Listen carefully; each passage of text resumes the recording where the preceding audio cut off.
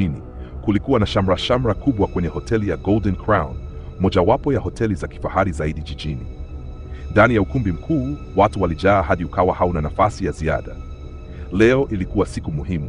Mr. Adrian Mshana alitarajiwa kutoa hotuba kuhusu mkakati mpya wa maendeleo ya miji.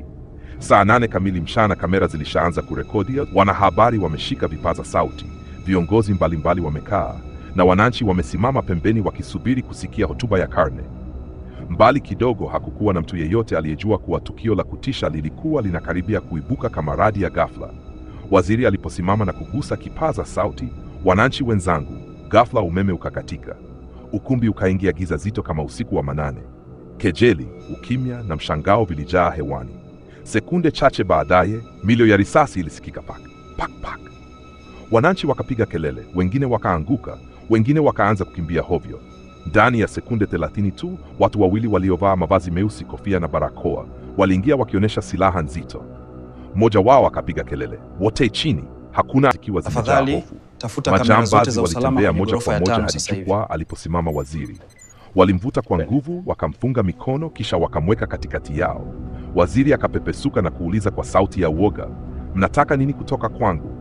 Kiongozi wa majambazi, jamaa mrefu mwenye tato ya joka shingoni, akaangalia moja kwa moja machoni, akasema, tunahitaji bilioni 50, fedha zitakazotumwa ndani ya saa moja. Ukichelewa, tutatangaza habari mbaya inayotikisa nchi.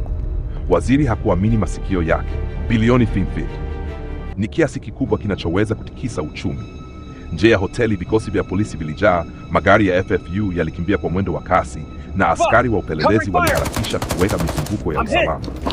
Ndani ya ukumbi, majambazi walikuwa wamefungia watu zaidi ya 100. Mmoja wao akapitisha bomu la mkononi akisema, kile kikifunguka haiwezi kukamatika.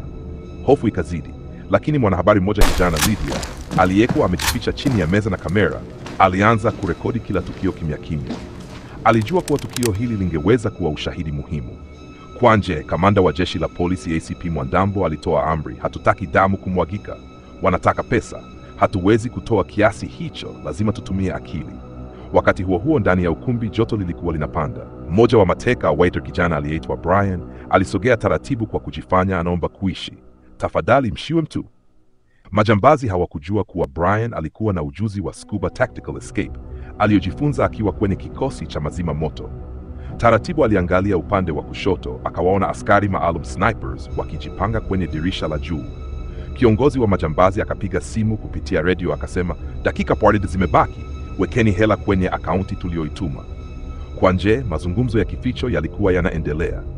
ACP Mwandambo akasema, wapiga risasi wapo tayari, tunahitaji tu sekunde 7 pekee.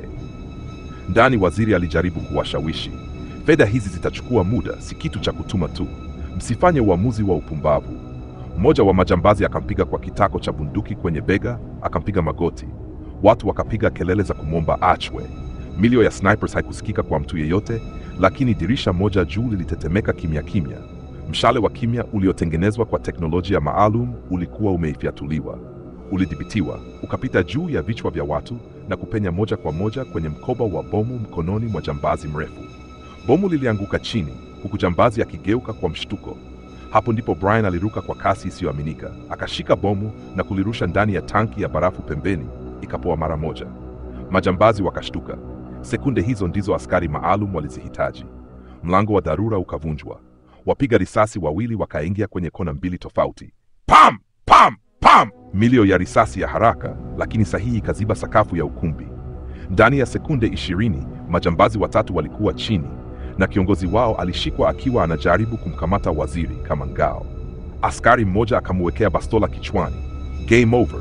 Waziri alitolewa nje akiwa anatetemeka lakini salama. Mateka wakaanza kutoka hatua kwa hatua, wakilia kwa furaha ya kuokoka. Lydia, mwanahabari, alipeleka video ya tukio lote ambayo ikasambaa kote nchini kwa muda mfupi. Usiku huo, waziri alitoa taarifa kwa taifa. Tulitaka maendeleo, lakini leo tumepambana na kifo. Nchi lazima ibadilike. Kwa mara ya kwanza alitamka maneno yaliyogusa milioni. Uhalifu wa kupanga hautaipindua serikali. Tumeshinda leo na tutaendelea kushinda. Na hivyo tukio la mtekaji wa mjini likawa hadithi ya kizazi, simulizi ya ujasiri, hofu na ushindi dhidi ya giza.